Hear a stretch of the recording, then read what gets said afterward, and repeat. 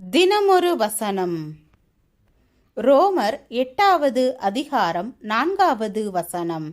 மாம்சத்தின்படி நடவாமல் ஆவியின்படி நடக்கிற நம்மிடத்தில் நியாய பிரமாணத்தின் நீதி நிறைவேறும் படிக்கே அப்படி செய்தார். ஒருவர் பல நாட்களாக குளிக்கவில்லை.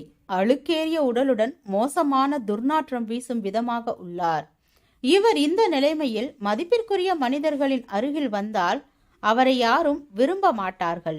ஒருவேளை நல்ல கோட்ஷூட் அணிந்து டை கட்டி ஷூ போட்டுக்கொண்டு வந்தாலும் தோற்றம்தான் மாறும், நாற்றம் போகாது.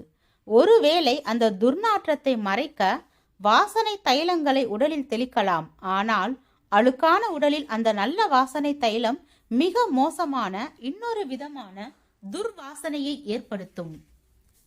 மனிதன் பலவிதமான பக்தி செயல்கள் என்னும் அழகான ஆடைகளை அணிந்து தனக்கு நல்லதோர் பக்தி தோற்றத்தை ஏற்படுத்தலாம். ஆனால் அவற்றால் பாவ வாசனை அகலாது. அதனால் பக்தி மிகுந்த பலரிடம் கூட நல்ல பண்புகளோ நல்ல செயல்களோ நல்ல நடத்தைகளோ இல்லை.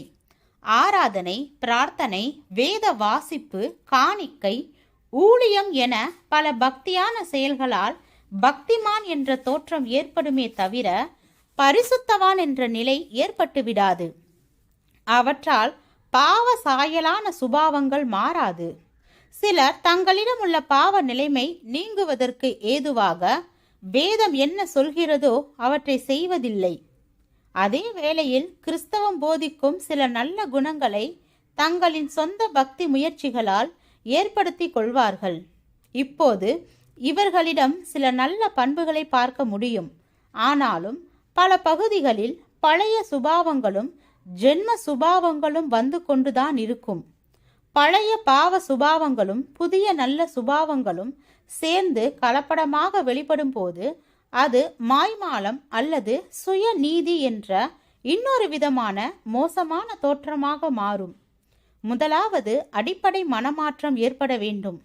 உண்மையான மனம் திரும்புதலுக்கு வர வேண்டும். வேத வார்த்தைகளின் அடிப்படையில் இயேசுவை இரட்சகராக ஏற்றுக்கொண்டு மறுபடியும் பிறந்த ஆவிக்குரிய நிச்சயமான அனுபவத்தை பெற வேண்டும். அப்போது தேவ ஐக்கியத்தால் பாவம் அகலும், பரிசுத்தம் தோன்றும். பழைய மனிதன் அகற்றப்பட்டு ஆவியினால் பிறந்த புது மனிதன் வெளிப்படுவான். அப்போதுதான் ஆவிக்குரிய நற்குணங்கள் தோன்றி விரும்பத்தக்க ஆவிக்குரிய நிலையை அடைய முடியும். ஜெபம்.